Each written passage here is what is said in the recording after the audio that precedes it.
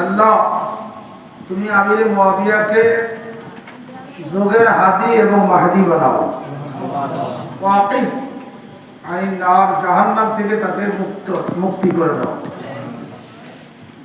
আমিরে মুয়াবিয়ার জন্য নবীজি দোয়া করছেন। আমিরে মুয়াবিয়া রাদিয়াল্লাহু তাআলার সন্তান হলো ইয়াজিদ। ইয়াজিদকে আমিরে মুয়াবিয়া রাদিয়াল্লাহু তাআলা খেলাফত দিয়েছেন। ইয়াজিদ খুশি হইলে আমিরে মুয়াবিয়া সেই দোষ থেকে বাঁচতে পারে কি না, এই বিষয়টা আমাদের মওলানা আসাদ রাজা সাহেব প্রশ্ন হিসাবে উপস্থাপন করছেন। না, ছেলের কুকর্মের দ্বারা মাতা পিতা দায়ী না। ছেলের কুকর্মের দ্বারা, সন্তানাদির কুকর্মের দ্বারা মাতা পিতা দায়ী না, বরং আমিরে মুয়াবিয়া রাদিয়াল্লাহু তাআলা আনহু ইয়াজিদকে খেলাফত দেওয়ার সময় ওসিয়ত করছেন যে তোমার খেলাফতের দায়িত্ব পালন করতে গিয়ে আওলাদে রাসূলগণের প্রতি বিন্দু মাত্র যেন অনীহা প্রকাশ না পায়, এবং নবীজির আওলাদদের প্রতি সদা সর্বদা সমীহ করে থাকবে। এই ওসিয়তগুলা নিজের সন্তান ইয়াজিদকে করেছেন। এই ক্ষেত্রে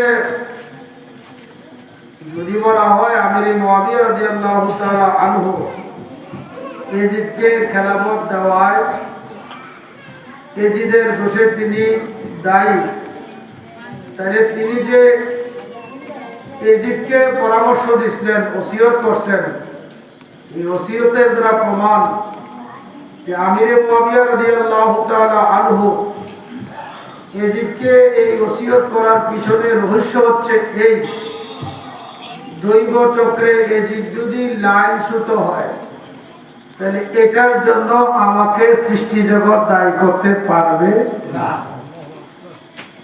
কথা বুঝতে পারছেন? হযরত মাওলা আলী রাদিয়াল্লাহু তাআলা আনহুকে প্রশ্ন করা হয়েছে সিফফিনের যুদ্ধে আপনার পক্ষে এবং আমিরে মুয়াবিয়ার পক্ষে অসংখ্য লোক দুনিয়ার জমিন থেকে বিদায় নিয়েছে, এই ক্ষেত্রে আপনার রায় কি জানতে চাই? মাওলা আলী বলছেন কাতালি ওয়া কাতালিয়া মুয়াবিয়া ফিল জান্নাহ। আমি আলীর পক্ষে আর আমিরে মুয়াবিয়ার পক্ষে যারা যুদ্ধ করে সিফফিনের ময়দানে শাহাদত বরণ করছে সকলেই জান্নাতি। এখানে 70,000 লোক কিন্তু উপপক্ষে বিদায় নিয়েছে।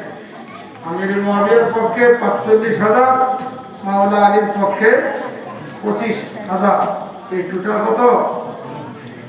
এত বড় যুদ্ধের পরও মাওলা আলী আমিরে মুয়াবিয়া রাদিয়াল্লাহু তাআলা আনহুর বদনাম সমালোচনা করে নাই। এখন ইয়াজিদের কারণে আমিরে মুয়াবিয়া দায়ী হইতে পারে না। একটু উপরের দিকে যদি যান, আল্লাহ আমাদেরকে হুকুম দিছে, আমরা বানাইছে কেনা? আমাদেরকে ইমানের আমলের হুকুম দিছে কে? আল্লাহ দিছে, নবীজির মাধ্যমে। এখন আমরা অনেক বান্দা আছি আল্লাহর হুকুম পালন করি, বরং আরো করে কিনা বলে, এই জন্য আল্লাহ দায়ী, এই জন্য আল্লাহ দায়ী। আল্লাহর বান্দা বটে, আল্লাহর হুকুম পালন করছে না, এই জন্য যে করছে না সেই দায়ী। ইয়াজিদ নির্মম ভাবে আওলাদে রাসূলগণের প্রতি অত্যাচার করছে, সেই জন্য আমিরে মুয়াবিয়া দায়ী হইতে পারে। এই দোষে তিনিকে দোষী সাব্যস্ত করার কোনো ব্যবস্থা ইসলাম আমাদেরকে দেয় নাই। কোন সাহাবীর সমালোচনা করলে ঈমান থাকবে না। রব্বুল আসহাবে ঈমান ওয়া বুযুল আসহাবে কুফর। সাহাবায়ে কেরামের প্রতি ভালোবাসার নাম ঈমান, সাহাবায়ে কেরামের প্রতি গোসা রাখার নাম কবুল। আমির মুয়াবিয়া রাদিয়াল্লাহু তাআলা ইস্তেহাদি বলছিল, এটার জন্য আমাদের আকাবের যারা ছিলেন, ইমামগণ ছিলেন, তারা সকলেই বলছেন এটা আল্লাহ রাসূলের উপর সবর্দ করতে হবে। আমির মুয়াবিয়া হক, আলীও হক, তবে হকের মধ্যে আহাক্কুল হক হচ্ছেন মাওলা আলী রাদিয়াল্লাহু তাআলা। আল্লাহ আমাদেরকে সত্য বোঝার তৌফিক দান করুন।